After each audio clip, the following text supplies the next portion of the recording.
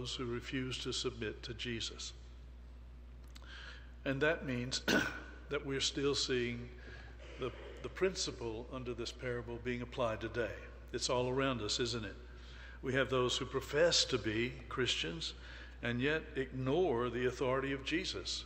They don't believe his word, but yet they're church members and they're leaders of the church and hold positions of influence. They're bishops, they're priests, they're pastors and reverends. And yet, week by week, they instruct the people basically to ignore what God has said. They're like the scribes and the Pharisees and the chief priests who profess to be keepers of the kingdom, guardians of the vineyard, but they hated the master and his son. These men thought they could gain life by despising the son and ignoring his ways, and so do our modern chief priests and Pharisees. But God has made plain that no one prospers by trying to ignore the authority of the Son. No one prospers by seeking to undermine his word. That is an effort to kill him. It's the one who loves the Son and trusts in him who receives all things.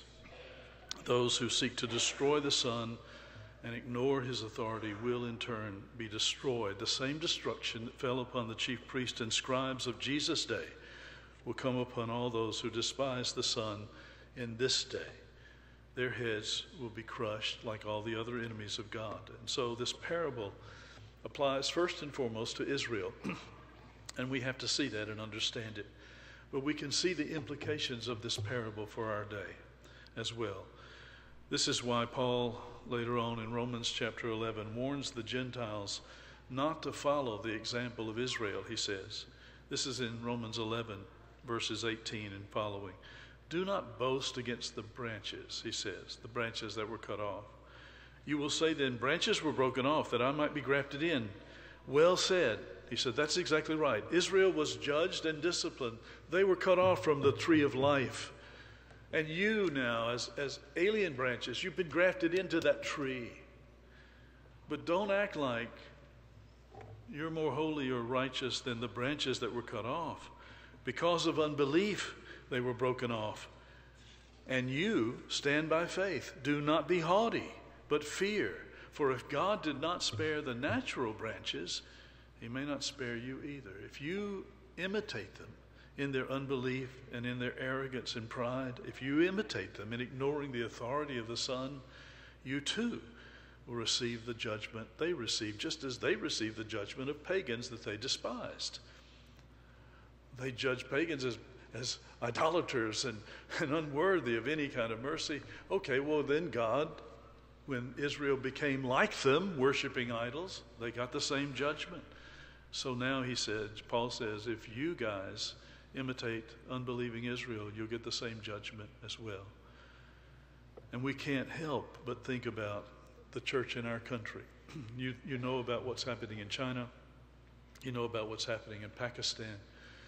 In various places where God's people are being hunted down and killed by enemies of Jesus. That is going on, but we don't have that here. Not really.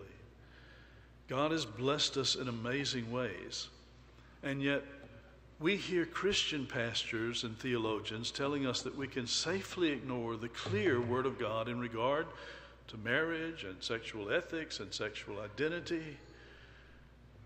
And they assure us it's okay to kill even babies born because it's an act of compassion and love for the mother. They tell us that opposing evil is hating.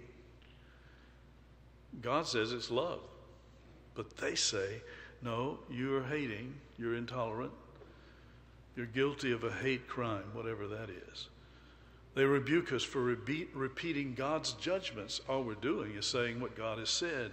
But we get rebuked not only because we dare to agree with God, but also because we dare to disagree with them and their judgments. And this is being done by those who profess to be Christian teachers and pastors and leaders of God's new Israel. What is happening here is a repeat of the sins of Israel. We're despising the mercies of God that we have received, and now we think it's okay to ignore the Son who has spoken these things in his word.